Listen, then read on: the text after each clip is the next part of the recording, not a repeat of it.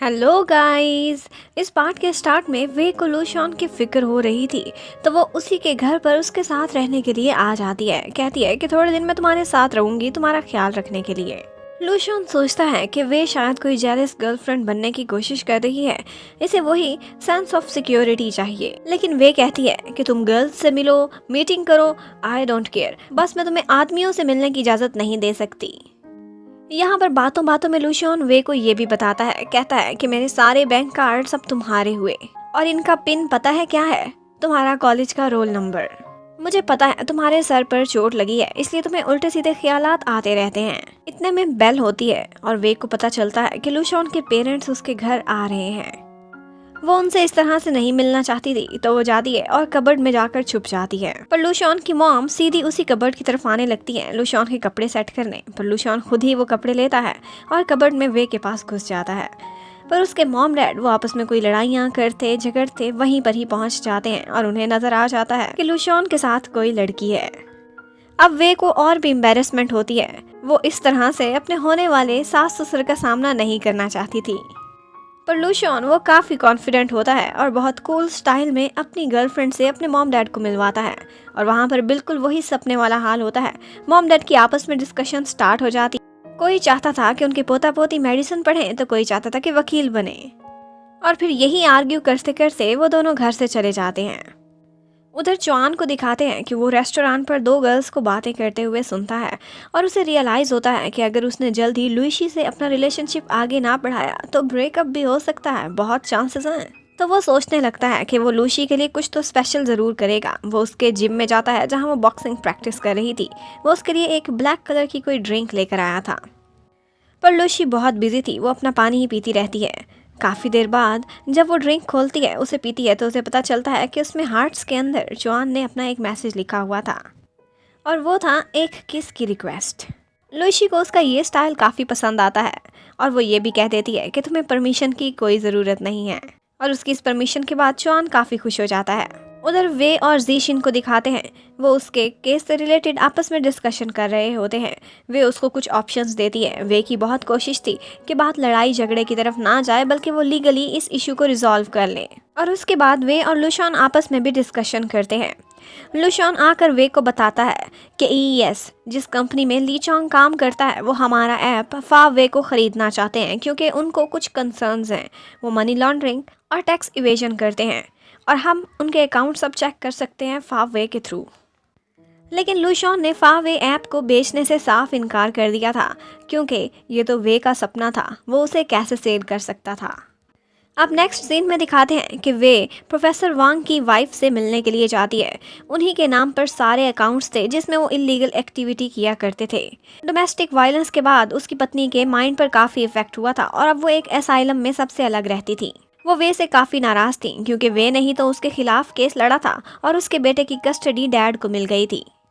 लेकिन असल में वे बेचारी तो कसूरवार नहीं थी, ये सारा कुछ ली चोंग ने किया था।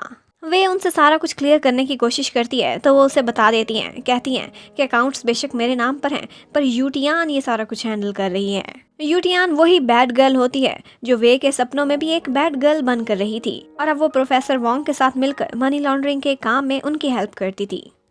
वे को काफ़ी गिल्ट फील होता है। उसने पास्ट में जो केस लिया था वो अच्छा नहीं था, तो वो ऐसा करती है कि प्रोफेसर वांग के बेटे को उसकी मॉम के पास लेकर जाती है और उन्हें रियलाइज़ कराती है कि उसकी मॉम गलत नहीं थी, वो बिल्कुल सही थी, बल्कि उसके डैड गलत थे।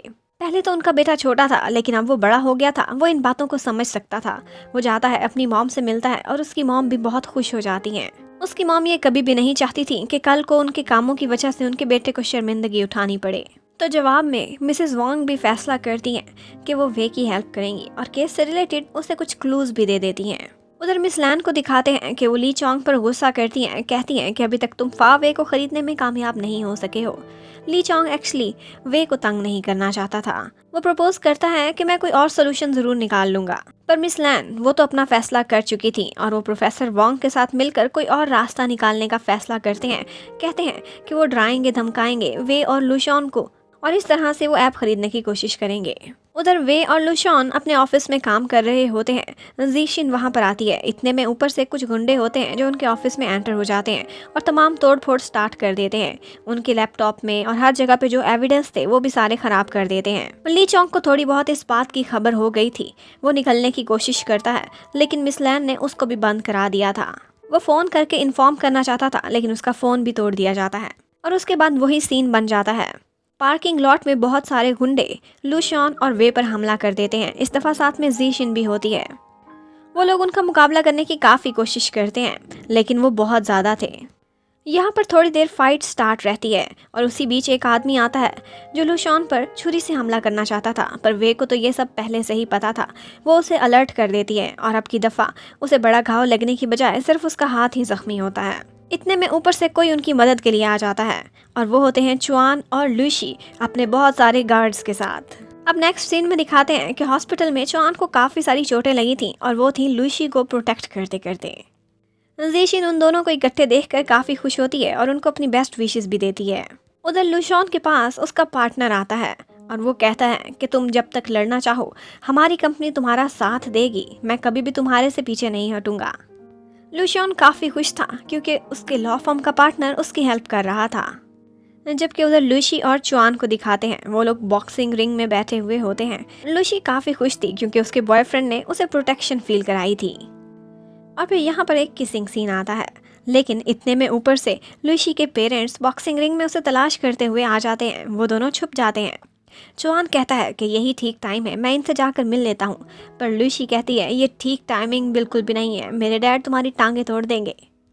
जब मॉम डैड ऊपर चले जाते हैं तो लूशी चुआन को तसल्ली देती है, कहती है कि तुम मेरे बॉयफ्रेंड हो, हम शादी भी करेंगे, लेकिन उससे पहले मैं अपने मॉम डैड को खुद समझाने की कोशिश करूंगी और फिर तुम्हें मिलवाऊंगी। और यहीं पर ही ये पार्ट ख़त्म होता है। Thank you for watching, stay connected, bye bye.